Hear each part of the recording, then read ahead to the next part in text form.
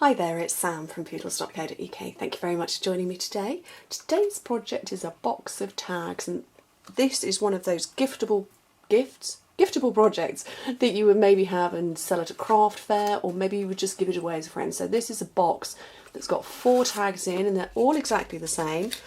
All of the tags, and obviously there is room on the back for you to write on them. So I'm going to show you how to make the whole project, although I have made 3 of the tags already. I don't think you want to watch me make all 4 in one go, although if you stay tuned I will be telling you a bit more about my online class that's coming up, but I'm going to show you how to make the box on one of the tags. So first things first, you need a tiny little bit of paper.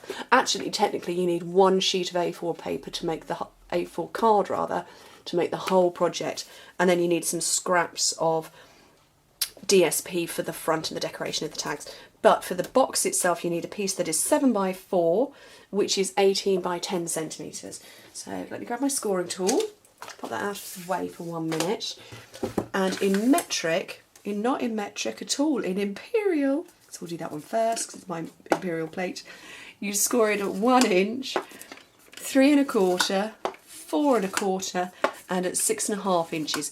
Now in metric, you score it at 2.5, 8.5, 11 and 17 centimetres. And then you turn it around and you just score it once at 1 inch, which is 2.5 centimetres. So that's the scoring done. Super simple, because obviously it's an open topped box. And then come along and fold and burnish all your score lines. And somebody asked me the other day, and I will answer the question, she said, why am I folding against my score lines? And that is because when you score, you are depressing your fibres, and so your fibres are now popping out here. If you were to fold it that way, you're going to be stretching them even further and you risk cracking your cardstock. But because we've already pushed them out of the way, that's why you score on that way. So you're not going to crack and tear the fibres in the cardstock. So I'm not going against my score lines, I'm going with the score lines. Although, you know, I know there's room for debate as to which way you should or shouldn't fold your score lines. That's the way I do it, and that's the reason why. So I hope that's answered your question. Anyway, right, coming back to the project. Very simple, we're just going to nick off a couple of little bits. So you've got a thin side and a wider side. Whoops! Over on the thin side, just remove the little rectangular corner. So remove that bit and then cut up these pieces. And that is all of the cutting done. So I'm now going to do the edging because, as you can see, I've distressed the edges all the way round on this. So I've got my smoky slate, because that's the other colour I'm working with. And you just come along and do the edges. And I find that if I just go on all of these side panels first, and just keep folding them, I find it's easier than trying to fold up that bit and then fold over that bit and get myself all tangled. I just find this a little bit more rhythmic and quicker. So all of those, and then all the way along the top.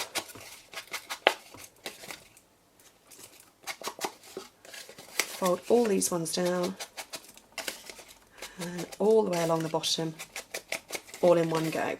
So, oh look, there's a bit I didn't do.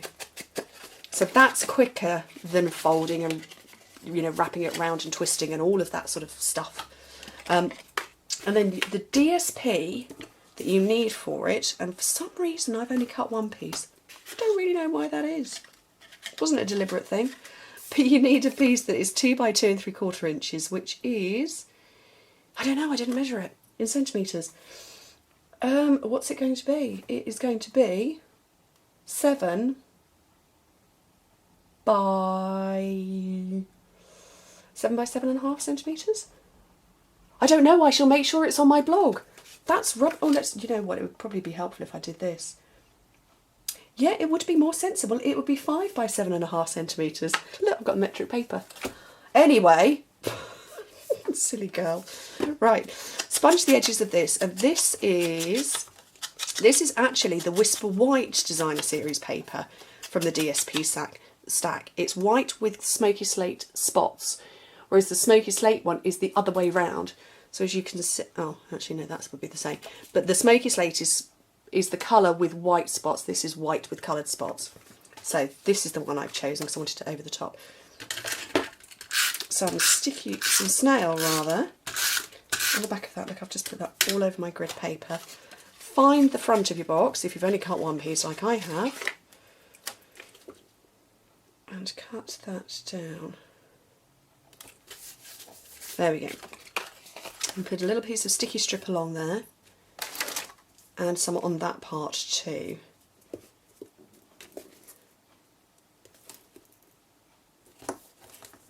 Piece there. And then a bit on this part, but on the opposite side, because obviously that's going to be the bottom of the box.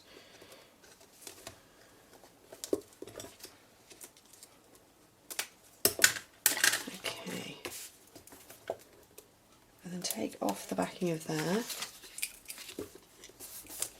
And then the same on this part too. So that's just going to close up the bottom of the box. Now, once I've done that, I'm just going to put that to one side because I want to do the tags now. Now I got all 4 of the tags, so that's 3 of them, and this is the 4th from the other half of the paper, because obviously 7x4 is basically only half a piece of paper, cardstock rather. So this is the 4th, and then I was left with scrappy bits, so you can see that I've got enough left over, hopefully, to do the decorating. So this one is 4x2 inches, which is 10x5 centimetres.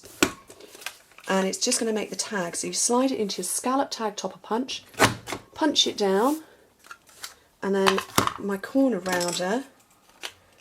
And this one is retiring, it is on the retiring list.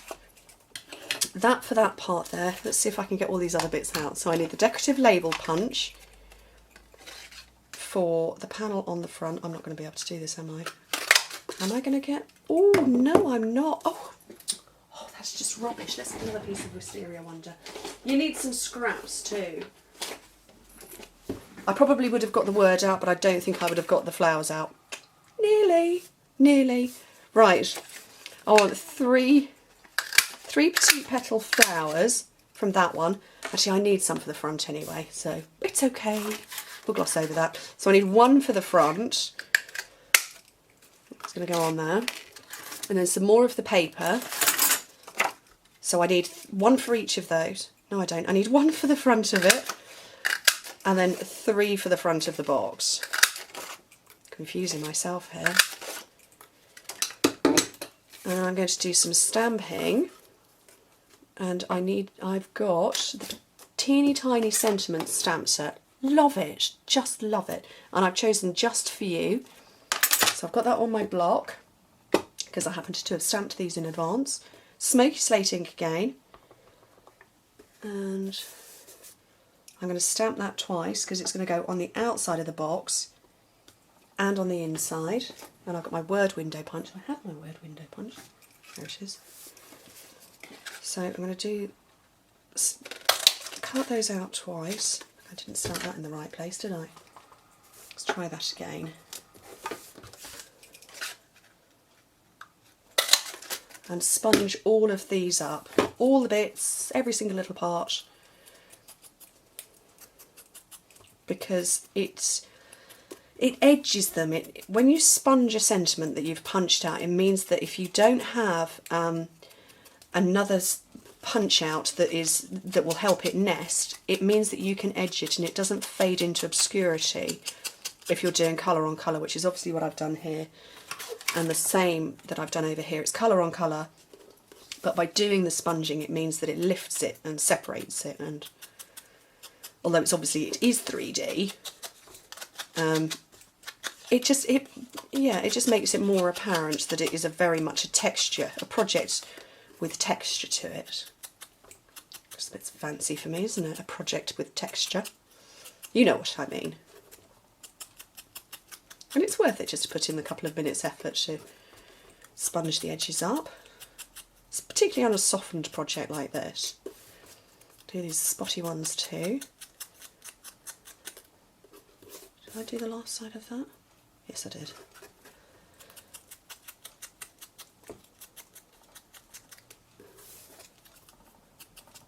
Last ones. I'm just glancing around my desk because I've put my paper piercing mat down somewhere and I can't see it right now.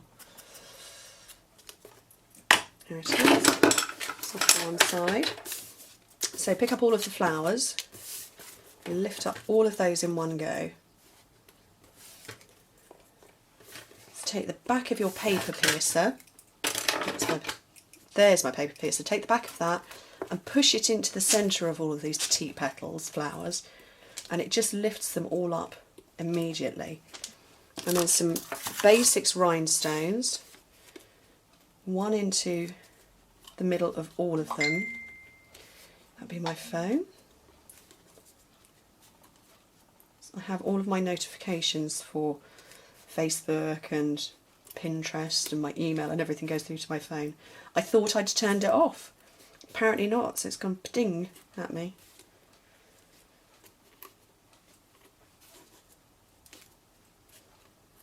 And the last one in there. Turn all of those over ready, so they're ready prepped, and I can start putting all of my elements together. So this is the panel that's going to go on the front. So I'm going to take a couple of dimensionals for there. They're going to go on the back. And towards the bottom, but not right at the bottom. And I'm going to take both of these, and I want to put an edging piece that I haven't got. Oh, I've got one there, because dimensionals are just a smidge too wide for these, just a tiny little bit, but I think I'm going to have to cut one in half.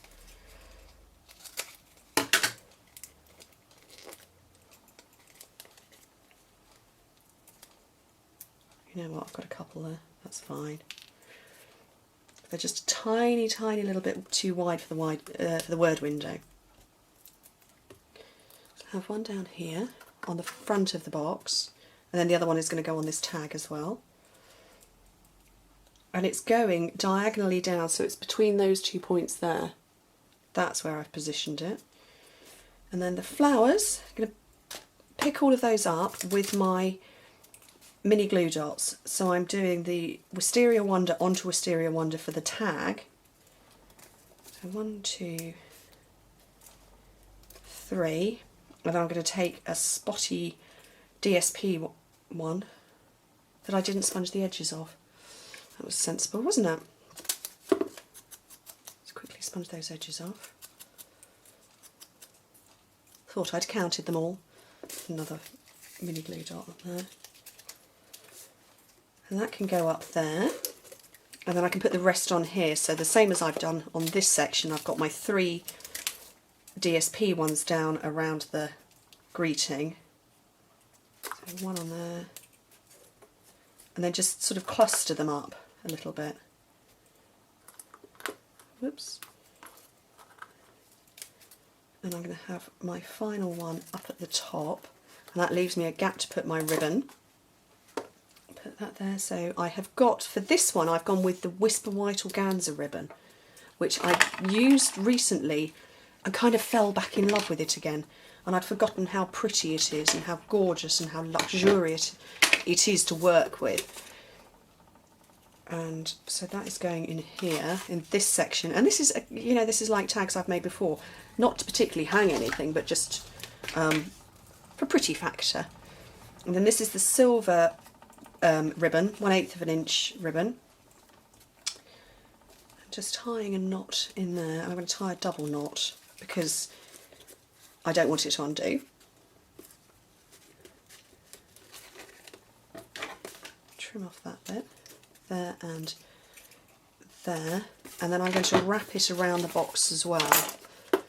So just in this part. So I've put linen thread on that one, and I've done 3 times round. But this time I'm just going to do it once and aim to get a bow. Oh, wishful thinking there. So.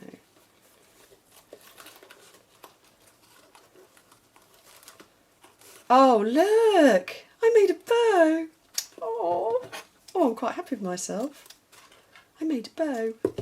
Yay! Small things and small minds. It's made me happy.